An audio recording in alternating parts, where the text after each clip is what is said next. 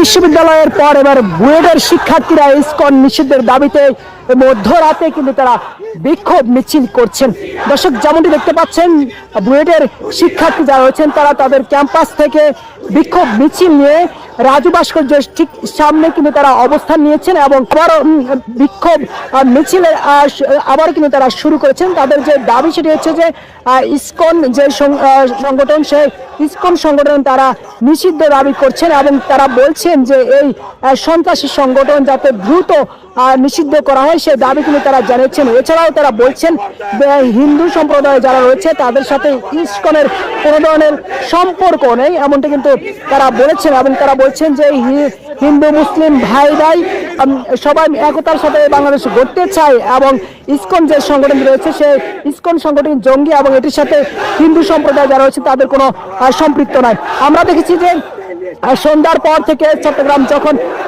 আদালতে যখন একজন আইনজীবীকে যখন হত্যা করা হয় এবং এর প্রতিবাদে রাজধানী সহ সারা দেশে বিভিন্ন জায়গায় কিন্তু বিক্ষোভ মিছিল এবং মশাল মিছিল ঢাকা বিশ্ববিদ্যালয়ের শিক্ষার্থীরা কিন্তু 4টি দফা জানিয়েছিলেন এবং এরপরে কিন্তু ইনকিলাব মঞ্চ কিন্তু তারা বিক্ষোভ মিছিল করছেন এবং এই মুহূর্তে মধ্যরাতে এই সময়তে কিন্তু বুয়েটের শিক্ষার্থী যারা রয়েছেন তারা কিন্তু বিক্ষোভ মিছিল নিয়ে তারা রাজু ভাস্কর্যের সামনে আসেন এবং সেখানে কিন্তু সাংবাদিকের সঙ্গে কথা বলার পরে কিন্তু তারা এই মুহূর্তে রাজু ভাস্কর্যের সামনে হয়ে এই মুহূর্তে তারা ডিসি চত্বরের দিকে যাচ্ছেন। আমরা যেমন দেখতে পাচ্ছি তারা নারায়ে তাকবীর, আল্লাহু আকবার সহ বিভিন্ন স্লোগান দিয়ে কিন্তু তারা ডিসি চত্বরের দিকে যাচ্ছেন।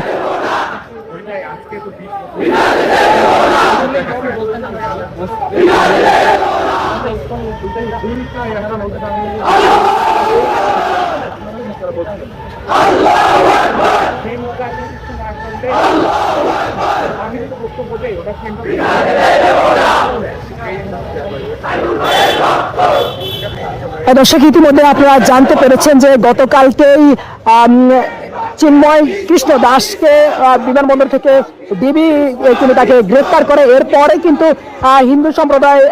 যারা রয়েছেন তারা অনেকে কিন্তু ডিবি কার্যালয়ের সামনে কিন্তু বিক্ষোভ মিছিল করেছেন এবং শাহবাগ চত্বরে কিন্তু তারা অবস্থান নেয় এবং সেখানে কিন্তু